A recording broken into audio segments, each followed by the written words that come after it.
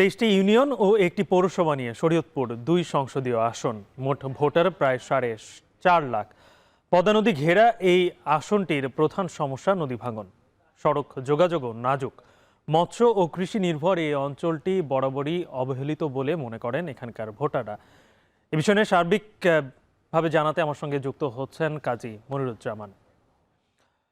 মনির, জানাবেন যে নির্বাচন ঘিরে কি বলছেন ভোটাররা, কিংবা এই আসনে যারা নির্বাচিত হবেন তাদের প্রতি আসলে ভোটারদের কি প্রত্যাশা? Amrapali fruit syrup, real magic in every drop. এখানকার ভোটারদের প্রত্যাশা কিন্তু বরাবরই বলে আসছি, যেহেতু পদ্মা এবং কীর্তিনাশা ঘেরা এই আসনটি এবং এখানকার কিন্তু বেশ চরাঞ্চল রয়েছে। কৃষি এবং মৎস্য সমৃদ্ধ এই অঞ্চলে আমরা দেখেছি যে কৃষক এবং মৎস্যজীবীরা তাদের এই কৃষি এবং মৎস্য সমৃদ্ধ করার জন্যই বিভিন্ন প্রত্যাশা করছেন।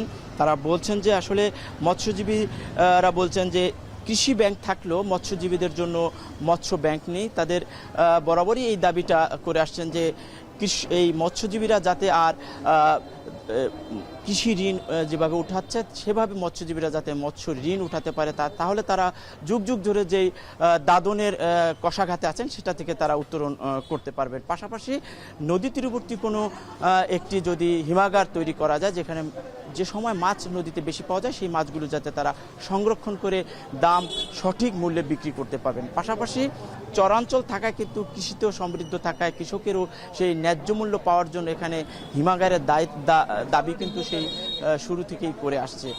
আর আমরা লক্ষ্য করেছি যে এই অঞ্চলটি পদ্মা সেতু হওয়ার পরও ৩ বছরও এখনও পর্যন্ত পদ্মা সেতুর সাথে যে সংযোগের জন্য কীর্তিনাশা নদীর উপর একটি সেতু নির্মাণ করা হচ্ছিল, সেই ৯ বছরও সেই সেতুটি কিন্তু এখনও পর্যন্ত পূর্ণাঙ্গ রূপ পায়নি, যার কারণে পদ্মা সেতুর সুফল পাচ্ছে না এই অঞ্চলেও কিন্তু কোনো ধরনের কলকারখানা বা সুযোগ সুবিধা থেকে এই অঞ্চলের মানুষ বঞ্চিত। আমরা জানি যে এই অঞ্চলটি প্রবাসী অধ্যুষিত, বিশেষ করে ইতালি প্রবাসী থাকেন।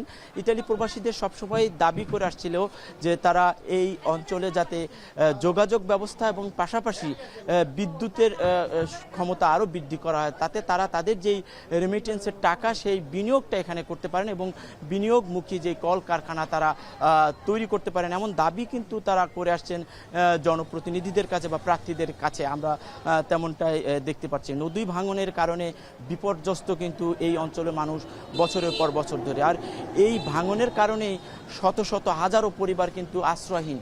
তাদের দাবি সবসময় তারা চাচ্ছে যে এই অঞ্চলে যারা নদী ভাঙনের শিকার তারা যাতে তাদের মাথা গোজার ঠিকানা তৈরি করে দেন জনপ্রতিনিধিরা বা প্রার্থীরা, এমনটাই কিন্তু দাবি তারাও করে আসছেন। তো সার্বিকভাবে বলা যায় সম্ভাবনাময় এই এলাকাটি পর্যটনের দিকেও কিন্তু বেশ সমৃদ্ধ। সব মিলিয়ে এখানকার ভোটারদের প্রত্যাশা এই বিষয়গুলো জনপ্রতিনিধি বা প্রার্থীরা বিবেচনায় নিয়ে তাদের ভবিষ্যৎ এই সমস্যাগুলি সমাধান করবে। তো এই ছিল আমার কাছে সর্বশেষ গালি। আম্রপালি, স্বাদে খাঁটি, গুণে ভরপুর, সবার পছন্দের প্রিমিয়াম শরবত, real magic in every drop.